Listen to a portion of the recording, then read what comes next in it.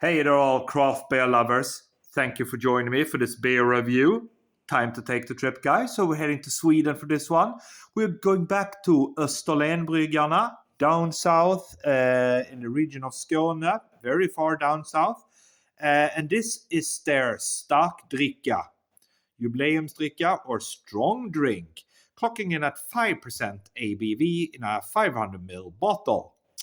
You can see there, Österlenbryggarna, 70 years. So they're celebrating their 70th anniversary.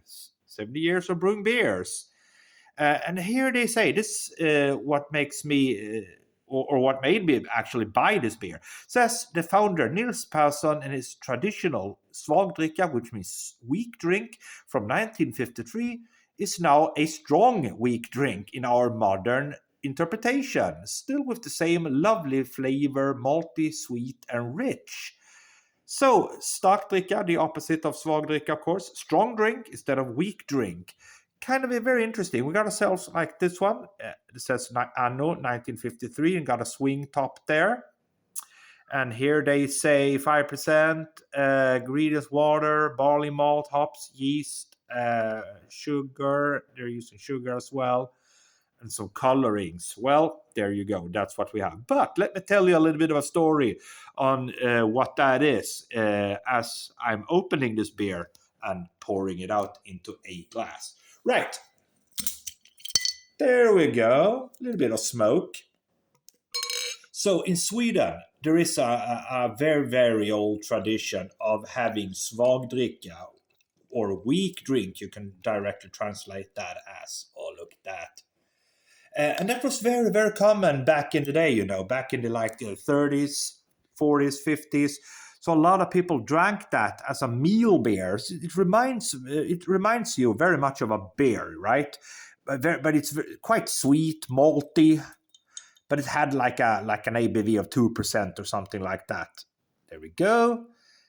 And hardly any breweries brew these svagdrickas nowadays. Kopparberg does one, and there are some few other breweries as well. Now, probably these guys here did that style of beer back in the day, and now they have made a new interpretation of it, but in a strong version, a 5% version. So very, very cool. We got ourselves like a pinkish worth of head, dark, very, very dark brown color. Looks like a dark brown ale or something. Look at that. I think that looks absolutely amazing there. A little bit of chill haze. Right. I'm excited for this one, so try it out. Onto the nose. Oh. Yeah, it's got a lovely nose on it. Sweet malty.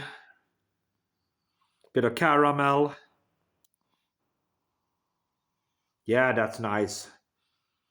Malty, sweet, caramelly. That's what I get, guys. Okay, so with that said, let's dive in and see what we have. Cheers, everybody. And cheers, of course, to Österlenbryggarna for 70 years of brewing. Cheers.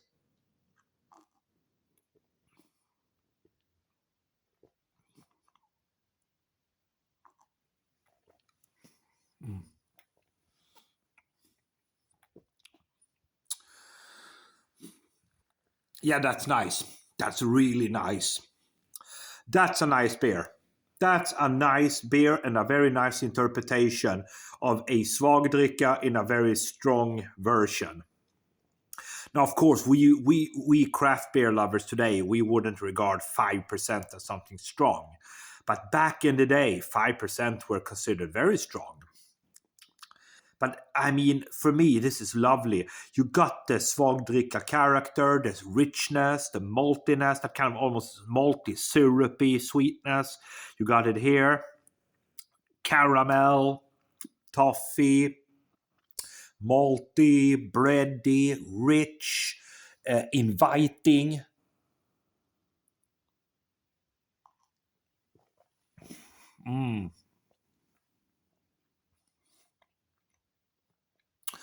I like it.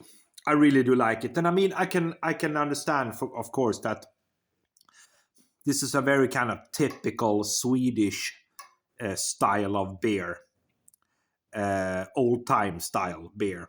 rather.